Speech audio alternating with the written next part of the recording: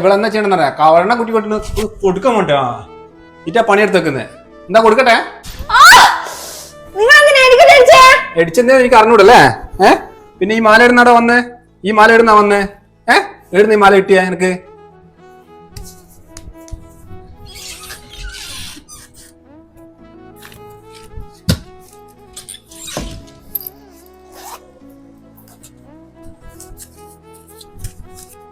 വേറൊരു നിവർത്തി വേറെ എന്നെ കൊണ്ട് ആലോചിച്ചിട്ട് ഒരു വഴിയും ഞാൻ കാണുന്നു.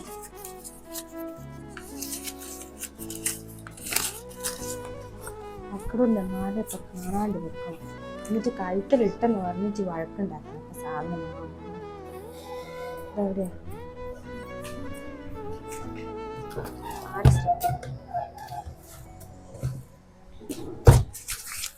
അവളെ ഞാൻ എങ്ങനെയാ വർക്ക് ഇവിടുന്ന് കണ്ടത്? ഇതേടെ നിനക്ക് മാല കിട്ടിയ പറ. എനിക്കറിയാം, ഞാനല്ലേ വെച്ചത്. അത് ശരി, ഇനി വെച്ചതല്ലേ? ഒന്നും അറിയാത്ത എന്റെ പാവത്തിന് ഇതാക്കിയ പാവ. പിന്നെ പാവല്ലാണ്ട് ഓളെന്ത് തെറ്റ എന്നോട് ചെയ്തേ? അവളെന്തിനാ ഇങ്ങോട്ട് കേറി വരുന്നത്? എന്റെ കുടുംബം നശിപ്പിക്കാൻ വേണ്ടിട്ട്.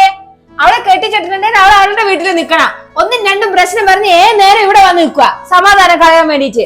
എടോ, ഇനി കാണിച്ച തെറ്റിന് എന്നോട് എന്നാ ഞാൻ ചെയ്യണമെന്നറിയാ? നിന്റെ വീട്ടിൽ കൊണ്ടാക്കുവാ ചെയ്യണ്ടേ? ഓളൊരു പ്രശ്നത്തിന് ഇവിടെ നമ്മളെ വീട്ടിൽ വന്ന് നിൽക്കും മുഞ്ഞെന്നാ ചെയ്യണ്ടേ? ഓളെ പ്രശ്നങ്ങൾ എങ്ങനെ പരിഹരിച്ചിട്ട് ഓളെ വീട്ടിലേക്ക് പറഞ്ഞാക്കാൻ വേണ്ടിട്ട് എന്റെ കൂടെ സപ്പോർട്ട് നിൽക്കാൻ വേണ്ടേ? അങ്ങനത്തെ ഇങ്ങനത്തെ പണിയെല്ലാം എടുത്തു വെക്കണ്ടേ കേട്ടാ? എനക്ക് വേണമെന്നുണ്ടെ ഒരു ഭാര്യ എനിക്ക് രണ്ടാമത് വേണ്ടും കിട്ടൂ, ഒരു അമ്മേനെ പെങ്ങളെ എനിക്ക് പിന്നെയും കിട്ടൂല. ഇത് മനസ്സിലാക്ക്. എടോ, എനിക്കെന്താ ഈ പ്രശ്നങ്ങളൊന്നും മനസ്സിലാതെന്നറിയാ? ഞാൻ അതിനുള്ള ഒരു അവസരം എനിക്കിത് ഉണ്ടായിട്ടില്ല. അതുകൊണ്ട് എനിക്ക് അതിന്റെ വിഷമം, ഓൾ അനുഭവിച്ചുകൊണ്ടിരിക്കുന്ന വിഷമവും കാര്യങ്ങളും എനിക്ക് മനസ്സിലാവാത്തെ. ഇത് സ്വഭാവം എങ്ങനെയോ നീ ചിരിച്ചോണ്ട് എന്റെ കഴുത്തിറക്കുന്നല്ലേ? പറഞ്ഞിട്ട് കാര്യമില്ല, ഇവളൊന്നും ഒരു പെണ്ണല്ല. ആദ്യം ഞാൻ ചിരിച്ചോണ്ട് കഴുത്തറുത്തതല്ല. ചേച്ചിയും ധ്യാനൂസ് ഇവിടെ വന്നിട്ടുണ്ട്. പിന്നെ എല്ലാരും പിന്നെ നിങ്ങളെ മതി, ഞങ്ങൾ പിന്നെ വേണ്ട അവിടെ. എന്നെ തക്കടൂനെയും പിന്നെ ആരും ഒരു മൈൻഡും ആക്കൂല. ധ്യാനൂസിനെല്ലാം കൊണ്ട് കൊടുക്കുന്നു, ചേച്ചിക്ക് എന്തെല്ലാം വേണ്ട ഇഷ്ട സാധനങ്ങൾ ഉണ്ടാക്കി കൊടുക്കുന്നു, ചേച്ചിനെ നോക്കുന്നു, തലോലിക്കുന്നു, എല്ലാം ചെയ്യുന്നു. പിന്നെ ഞാനും തക്കടും എന്തിനാ ഇവിടെ? ഞങ്ങളെ ആരും ഒന്നും നോക്കുന്ന പോലില്ല. ഞാനൊന്ന് ഭക്ഷണം കഴിച്ചോന്ന് പോലും ഇവിടെ ആരും ചോദിക്കൂല. പ്രജീഷേട്ടനായിക്കോട്ടെ അമ്മ ആയിക്കോട്ടെ ആരും ചോദിക്കൂല. അതുകൊണ്ട് ഇത് ചേച്ചി ഇവിടെ തുടരെ ഇവിടെ നിന്നാലും ഇത് തന്നെ ആവൂന്ന് വിചാരിച്ചിട്ട് എന്റെ പൊട്ട ബുദ്ധിക്ക് എനിക്ക് അന്നേരം ഇങ്ങനെയാ ചെയ്യാൻ തോന്നിയ. അല്ലാണ്ട് ചേച്ചിന്റെ പ്രശ്നമെല്ലാം മാറ്റി ചേച്ചിനെ സന്തോഷത്തോടെ അങ്ങോട്ട് പറഞ്ഞയക്കാനായിട്ടുള്ള ബുദ്ധി എനിക്കുണ്ടായിരുന്നു. അതിഞ്ച തോന്നല അജിത്തേ. ഇനിയിപ്പൊ ഇഞ്ച വീട്ടിൽ പോയി നിന്നാല് ഇഞ്ച അമ്മയും ആങ്ങളെ ഇന്നോട് ഇത്രയും സ്നേഹം കാണിക്കൂല. അത് എപ്പെങ്കിലും വരുന്നോണ്ടല്ലേ.